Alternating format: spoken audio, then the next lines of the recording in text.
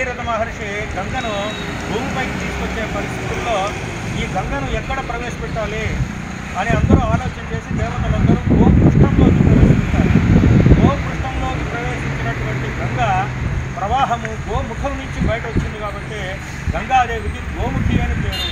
హిమాలయ పర్వతాల్లో ఇప్పుడు కూడా గోముఖ పర్వతం ఉంది. నేను వెళ్ళి అక్కడ దర్శనం చేసి వచ్చాను.